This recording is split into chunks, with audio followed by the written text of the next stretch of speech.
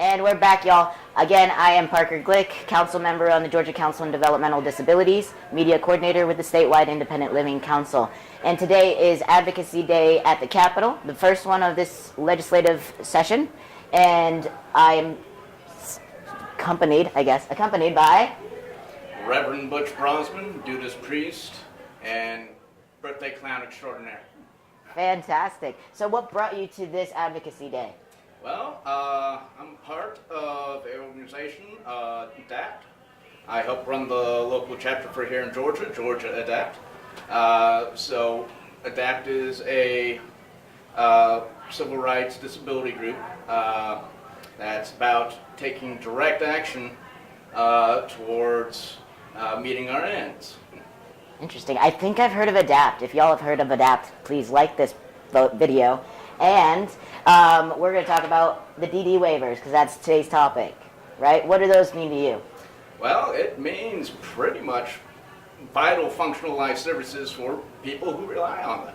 Mm-hmm. Without those waivers, people can't get the medical attention that they need. Mm-hmm. And without that, well, you're on the wrong side of the dirt, aren't we? Oh my goodness. And so when we talk about DD waivers, we're talking about the now and comp Medicaid waivers in the state of Georgia.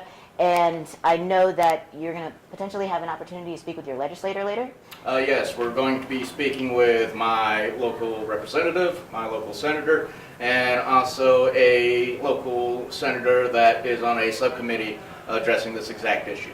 All right, so let's pretend that I am just as good looking as your legislators. Could you give me your quick speech about what you're here for, what your, I guess, ask would be? Hi, I'm Reverend Butch Brosman. I'm here today to talk to you about the issue of the DD waivers. Recently, Governor Deal has put into the budget and addressed that about 150 or so are allotted in the budget as it is now. The wait list for people trying to get these waivers, near 9,000. It's a bit of a gross unbalance. So we're here to ask you today to possibly bring up, to possibly allot an additional 650 waivers to be into the budget. That's a lot of waivers. Approximately how much would that cost us?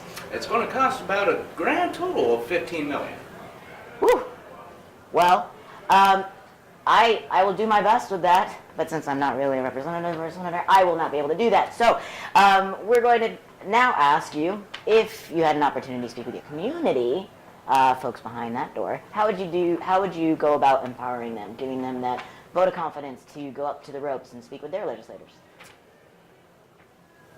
Just speaking from my own personal experience, I was rather the typical apathetic American citizen, didn't really care about politics until last summer.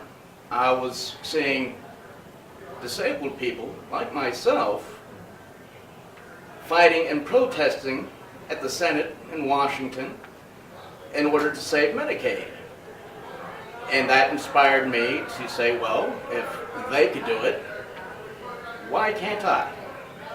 So I contacted the local chapter of ADAPT here in Georgia and just started going out to protest and taking action and trying to meet with our state senators and representatives and just trying to talk to them about issues concerning the disability community and introducing the Disability Integration Act.